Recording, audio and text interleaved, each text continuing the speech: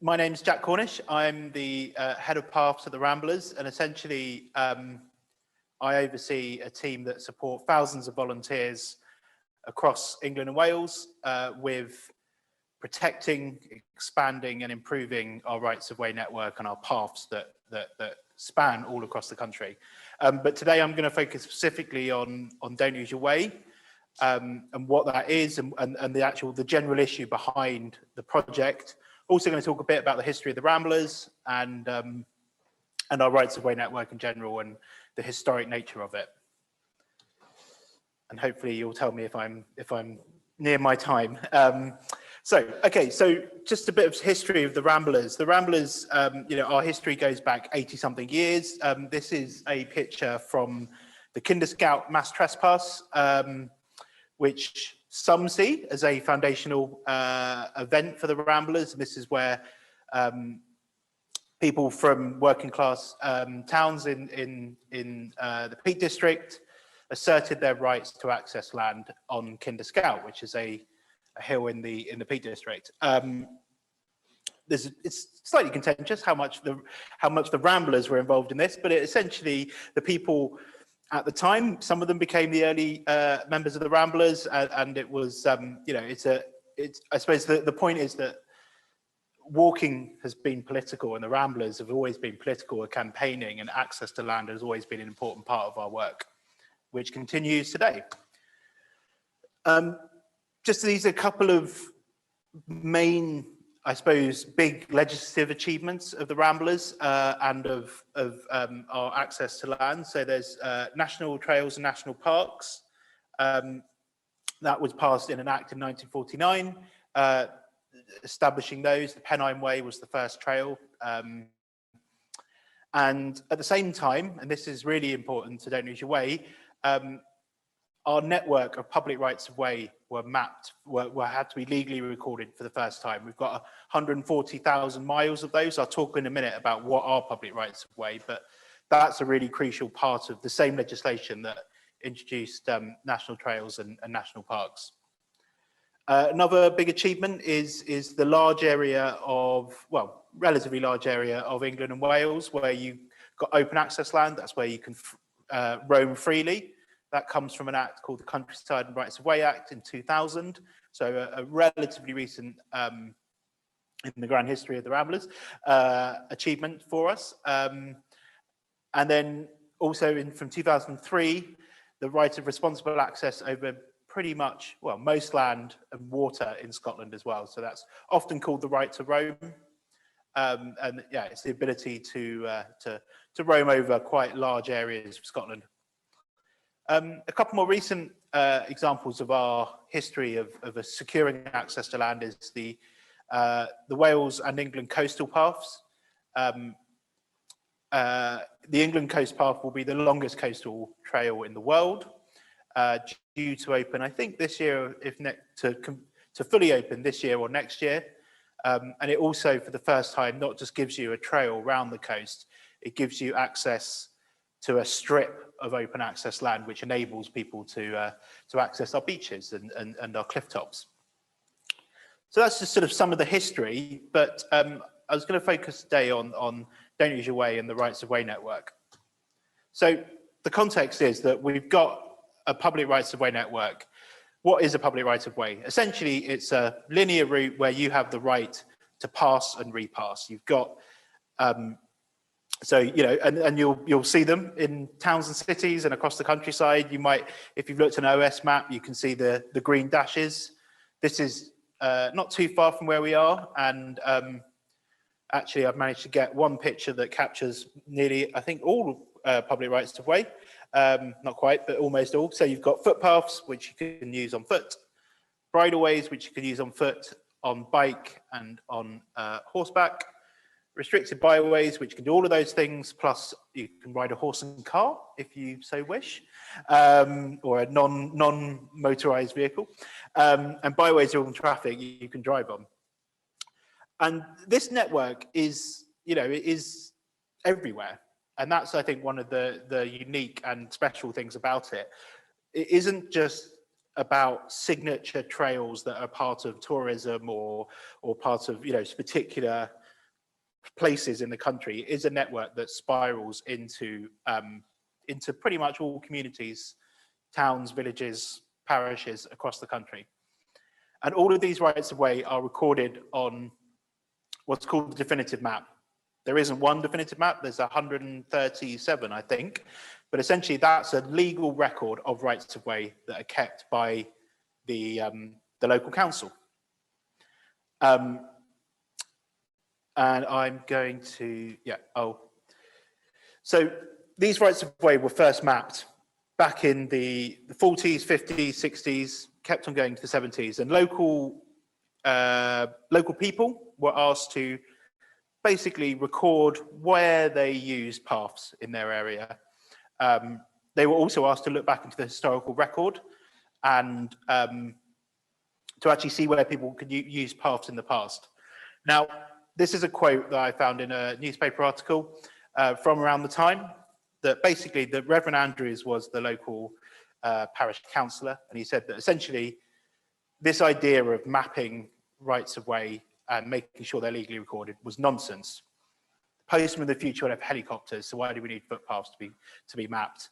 And he was particularly unhappy that it was politicians in Westminster that were telling the countryside what to do. And there was definitely in the larger article, there's definitely a part of sort of, this is people in an office in Whitehall telling country people what they should do. And it was, tantamount to rural areas surveying the Palace of Westminster.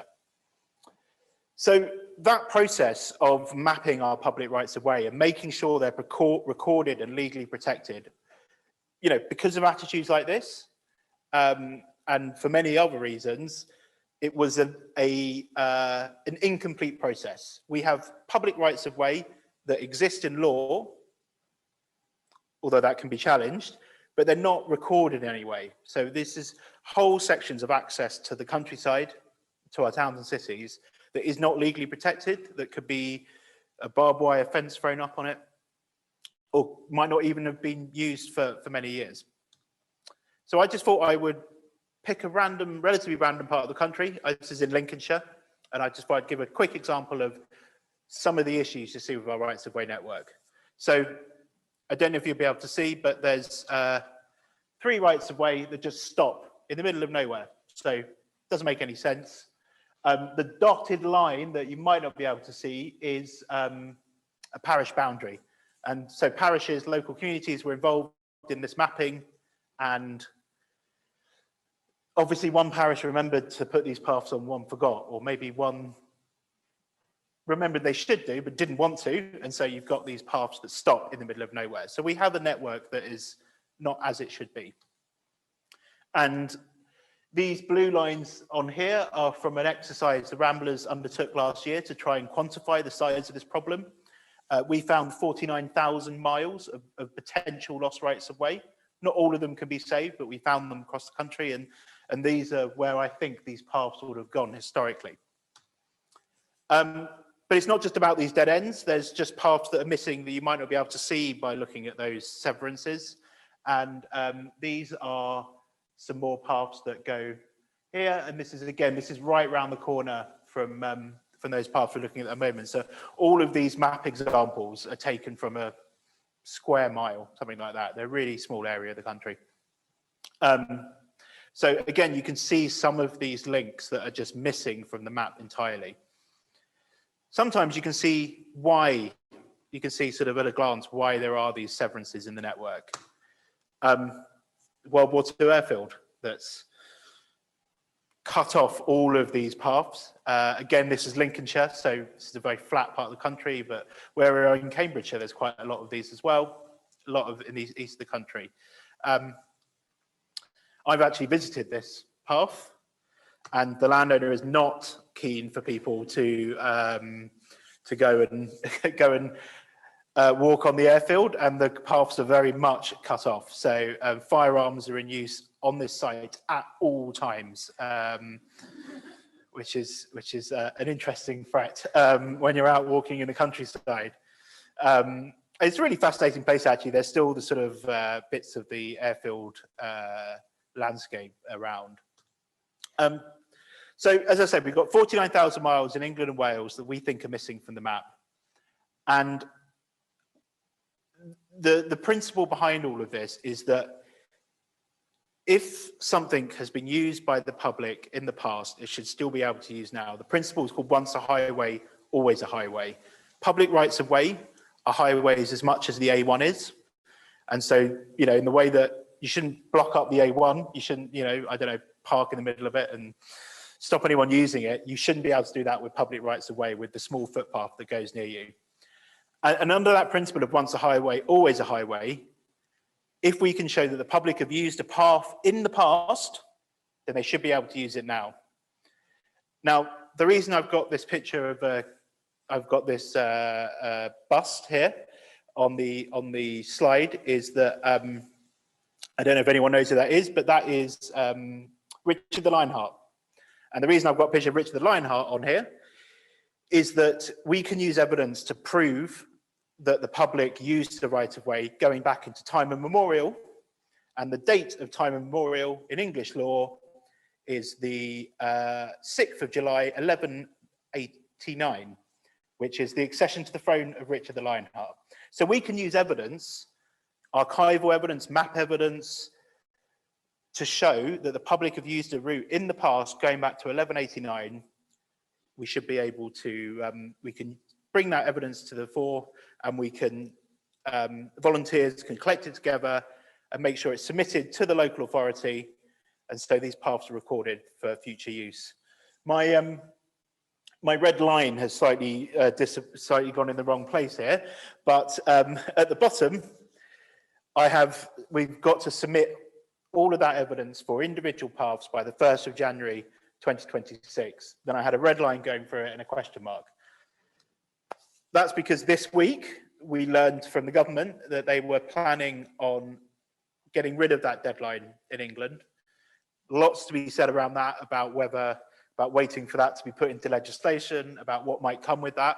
It is ultimately good news for walkers because, you know, we are in a very singular point of time here. We had 3.5 years, you know, just under 4 years left to reach back into the history, into 1189, to get paths recorded that will be there for generations and generations to come. So without that deadline, more paths will be claimed and we'll have better access to the land.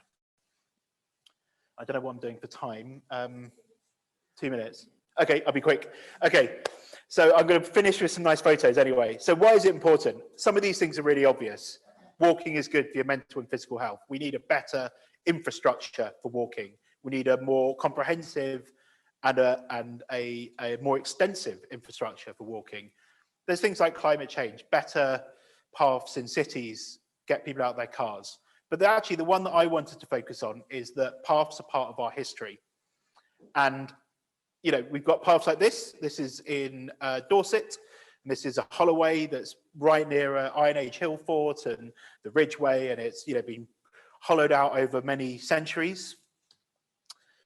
This path is, these are all my photos from walks last year. This path is in Droitwich in the West Midlands, and this is a path that was shown in the Saxon charters for carrying salt away from Droitwich. And this is an amazing path, sort of on the hill that's opposite Snowdon, and it's was used by miners to go up to the slate, well, quarriers to go up to the slate quarries above Llanberis.